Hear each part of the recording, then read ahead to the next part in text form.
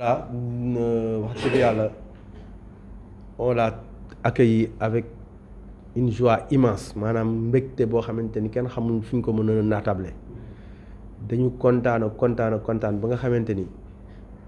démb si guddi gi sawaay daanaka groupe WhatsApp yi ay veillé la woon quoi ndax mbir mi metti woon na eggoon na foo xamante ni nii mënu woon comprendre demoon na ba neer yi tàng nit ñi di xuloo seen biir heure bu ñu woowee assemblée générale ay cooy nga fay gis ak xuloo ak i xeex mu doon naqar xam nga ñun mbir mi bi mu amee ñun dañ ci am ñaari naqar waaw parce que bon en fait ñaqar bi jiitu mooy que ni 11 bébés dañu dee suñu hôpital 11 bébés bu ñu deewee suñu hôpital mu doon naqar ñu wëlbatiku jàpp suñu ñetti nit ñu boole ñaar yooyu d'ailleurs di profité ci occasion bi di jaale bu baax njabootu 11 bébés yooyu ñoom ñooñu ñu bëri xamuñu ko mais taxawaayu gor taxawaayu jullit lañ ci def ndax bi ñu demee ba affaire bi metti dëgg mën naa wax ni sax ñoom ñoo génne xale yi peut-être que yéenay am information boobu dañoo bind lettre de clémence lettre lañ bind lettre de clémence suñ koy wax ci olof mooy lettre boo xam ne da ngay ñaan njëgal ni ñoom la seeni doom gaañu wante baal nañ leen ñi ko def ñu baax lañu parce que ñoom ñi nga xamante ni ngeen jàpp ñoom duñ ci dara parce que ñoom dañ doon toppatoo bi ñu fa nekkee bind bu set yóbbu ko ci procureur kon nag ñoom tey tam ñu ngi leen di rendre hommage tamit kilifa yi nekk ci Tivaouane kilifa yi nag la sëñ Abdou daa wax naan du gàggantikoo ci mbedd li ñuy dox kenn du ko yëg la ñuy wax kenn du ko yëg mais mën naa la wax ni la jàpp nañ ci te suñ ci jàppale woon mbir mi du sotti bu baax a baax voilà. fi mu toll nii dafay liberté bénéficiaire maanaam liberté provisoire lañ am total wala sous contrôle judiciaire. bon liberté provisoire lañu am ñaar ñi. des na kenn koo xamante ni ba léegi dañ ko téye mais tamit foofu ñu comprendre que ñaari jigéen ñi ñoo ko fa jiitu woon quand même parce que ñaari jigéen ñi jàpp nañ leen mu def lu mat ay 15 jours ñuy soog a jàpp ñi si des. comprendre nga. voilà donc certainement mun na am dañuy dem ci procès quoi. mooy maintenancier bi. xam nga ñoom ñaar seen charge bokkul soo leen xoolee ñële ay blouse blanche lañu responsabilité du sax responsabilité médicale parce que responsabilité médicale mooy nga par exemple supposons nga piqûre nit loo ko war woon piqûre wala muy ñëw di faju si faale woo ko wala peut-être nga defar ko benn traitement boo xam ne daal daf ko indil problème mais ñoom dañu wax ni ñoom alors bi xale yi di gaañ nekkuñu fa woon daal xam nga waaw bu ñu fa nekkoon xale yi duñ gaañu Fodé dañ ko jox ay charges yoo xamante ni dafa jëm ci problème mu technique waaw si problème responsabilité technique voilà peut-être ci ay installation wala leneen quoi waaw xam nga kon ñoom ñaar bokkuñu ay bagages mais ñoom ñëpp lañ jàppandoo quand même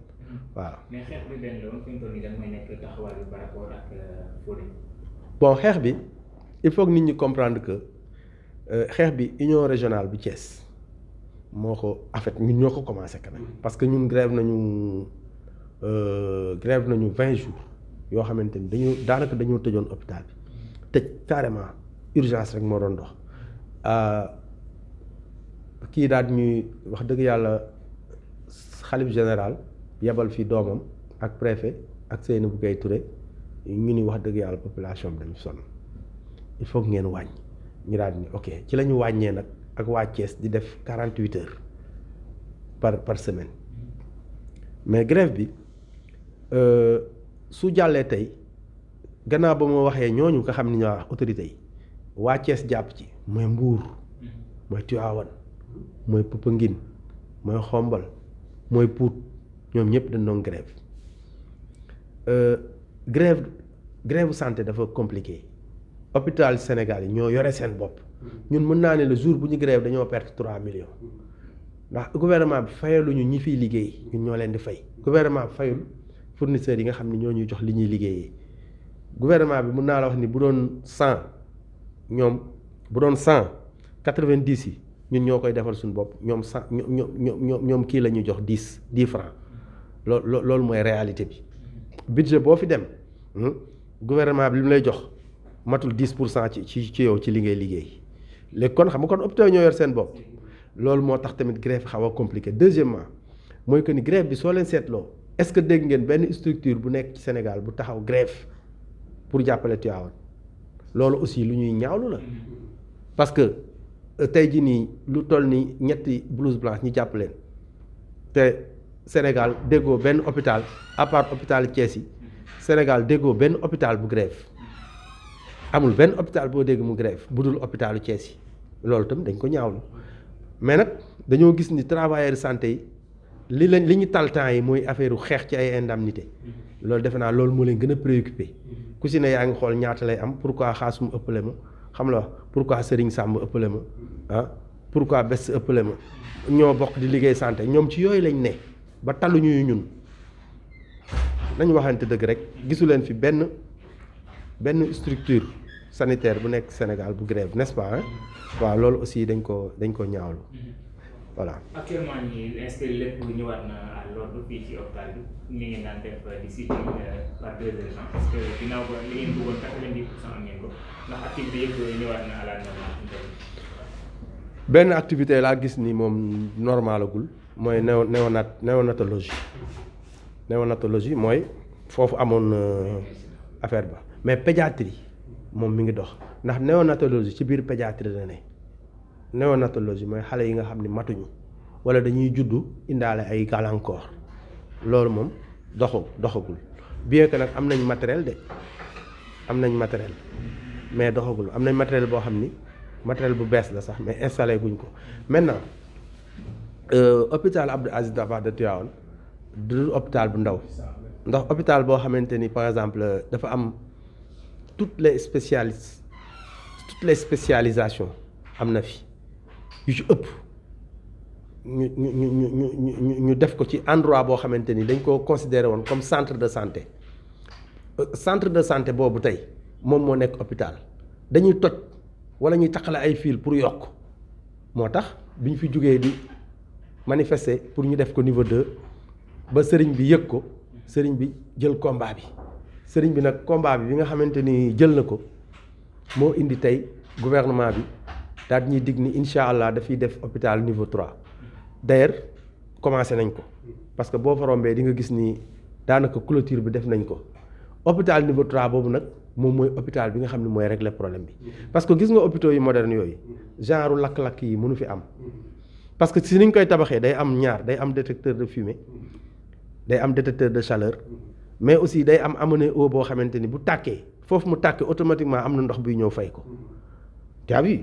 donc hôpitaux yu moderne la te Tivaouane loolu la mérité mais fii ñu nekk nii mënuñu ko réhabiliter ba mu nekk hôpital bu dox parce que fi ñu ko def moo conforme pour nekk ab hôpital xam nga mi ngi mel ni rek ñu ni par exemple dañuy jël 10 tonnes ceeb bëgg koo def ci benn magasin boo xam ne 1 mètre carré la xam nga loolu du fa xaj waaw spécialisation yi nekk ci hôpital bi ñoo fi xajul te amuñu espace à gauche à droite au milieu yëpp ay kër la amul fenn fu ñu mën a yokkee hôpital bi waaw loolu problème la. mën nañu xam parce que vous l'avez dit tantôt que ni ñaari infirmières yi nga xamante ni jàppoon nañu leen bàyyi nañu leen. ñu leen di féliciter par rapport ak combat bi nga xamante ni porté woon ngeen ko mais hormis parents yi nga xamante ni ñoom bind nañu benn lettre de clémence. ñan ñoo ci jàpp tey ba ngeen am résultat bu satisfaisant bi nga xamante ni. am ngeen ko tey. ki si jiitu si ñu si jàpp mooy le khalife général moom ba mu si jàpp kenn jàppagu si. la mu waxoon ni mbir mi ndogal la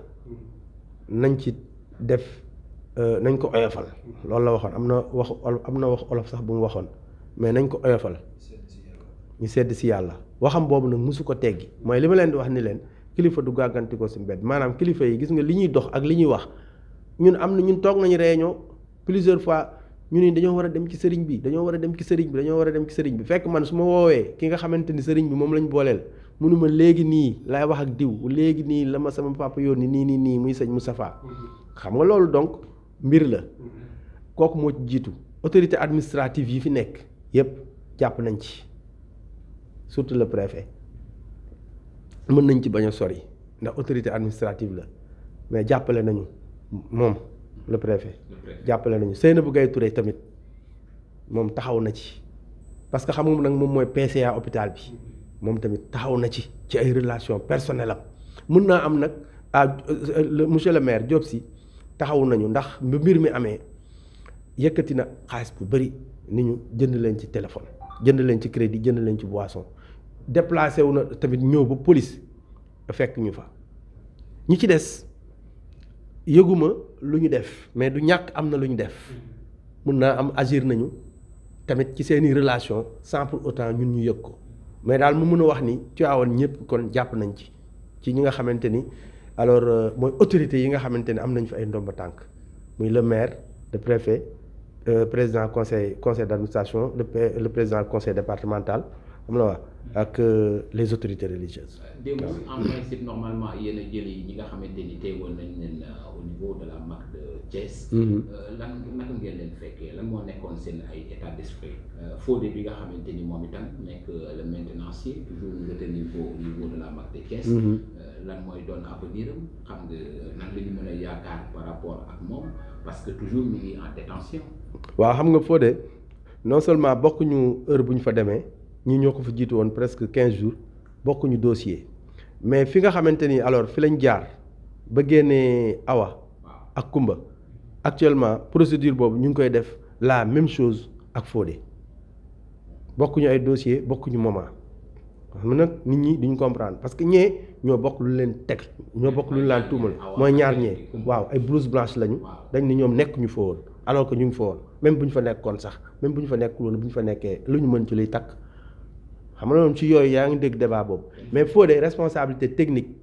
peut-être ci yooyu lañ koy téye quoi tu as vu donc peut-être que enquête am ak yooyu yamul te ñee jiitoon nañ ko fa 15 jours quand même mais Fodé pour venir sur le comportement syndical que nous devons adopter par rapport à lui mooy que ce qui est sûr et certain il y aura des actions pour le faire libérer il y aura des actions de solidarité alors pour moom mu comprendre que on est avec lui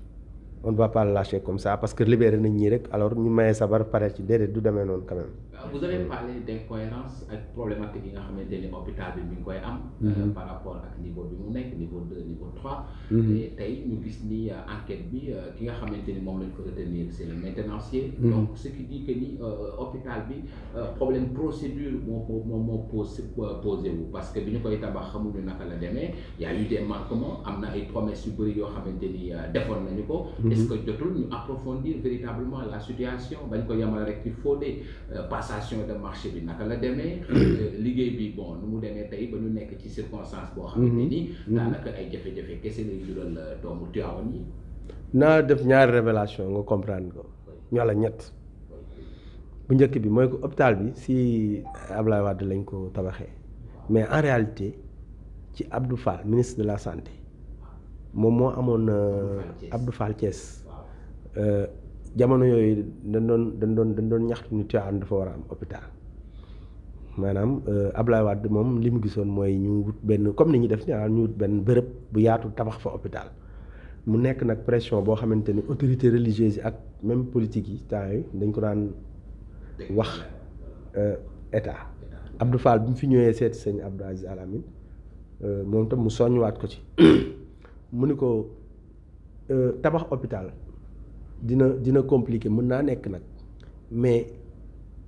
centre de santé maam Abdou Aziz Dabakh boobu mën nañ ko def hôpital fii nii xam nga noonu moo gënoon yomb rek ñu génne décret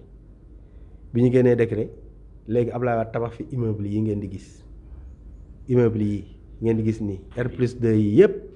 ba ci domicile ci lañ ko tabaxee pour mu mën a nekk hôpital parce que maanaam kii boobu la Abdou Fall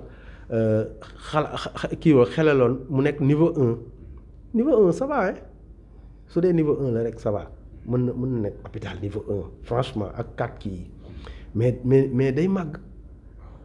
ba dépasser niveau 1 depuis 3 ans 4 ans xajatu fi mais foofu la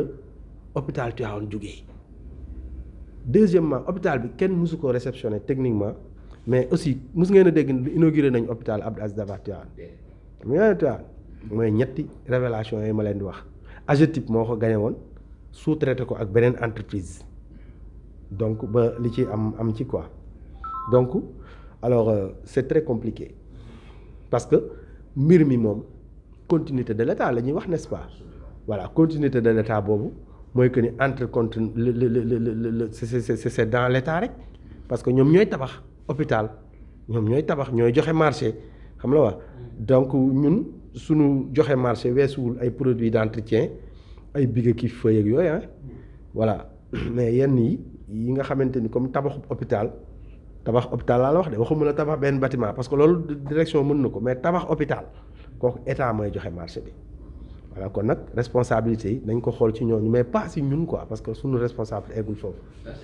dama bëgg a poser dernière question bi parce que yéen da ngeen di mener benn combat boo xamante ni. yéen a ko jëmale ci ñi nga xamante ni yéen a bokk bërëbu liggéeyukaay. muy personnel bu hôpital Mame Abdoulaye Sy Dabakh. vous avez parlé d'incohérence vous avez parlé des problématiques. mais yéen est-ce que du normal. ngir porter combat boo xamante ni dafay jëm ci amélioration condition yi nga xamante ni hôpital Mame Abdoulaye Sy Dabakh mi koy tudd rawatina maladie problème sécuritaire amoon na ba tey gisuñu mu am bouche d'incendie ba tey gisuñu ñu ngeen poser acte yoo xamante ni dafay jëm ci yokku kaaraange ci hôpital Mame Abdoulaye Sy Dabakh bu téye lu mel noonu bañ fee amati fu mu am benn tout tàkk di ci ñàkk seen bakkan. Tout à fait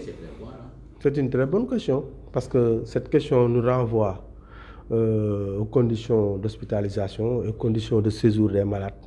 xam nga et à la qualité des soins yi nga xamante ni alors moom la ñu war a jox malade yi les malades c'est la population parce que en quelque sorte su fekkee da ngay déglu discours bi da ngay fekk kon ñun rek dañuy tirer la couverture suñu côté quoi warul am lii warul kii mais en réalité ñun suñu objectif principal d'un hôpital c'est de prodiguer des soins de qualité aux populations kon population yi moo waral même suñu existence tey jii nii ku ñëw hôpital faju doo sonn bu la fi taw bi fekkee doo tawte xam la wax doo nekk ci naaj boo duggee ñu faj la faj de qualité nga loolu mooy sunu mission principale beneen mission mooy que ñiy faj mooy les paramédicaux et les médecins et les docteurs ñun ñi ñëpp dañuy concourir pour mettre leen dans de très bonnes conditions pour revenir ci question bi nga wax effectivement tey jii nii état bi mbir mi amee dafa am loo xam ni toujours état moo ko mën ci wàllu investissement yi parce que investissement dafay transformer le patrimoine de l'établissement dans lequel ci lañ koy def donc dafa laaj xaalis état am na yu mu fi commencé def parce que bi événement bi amee le président Macky Sall daf fi yebal benn institution d'experts ñu tuddee ko COJEL c'est le comité sénégalais des usagers de l'électricité c'est des experts des ingénieurs électricité rek la ñuy jàng ñoom ñooy saytu bâtiment yi nga xam ni nguur gi mi ngi koy tabax xool ndax courant ba ni ñu ko installé ak ndax amul ay risques ñoom bi ñu ñëwee fii décelé nañ fi 12 risques potentiels bu ci ne mën naa indi jéyee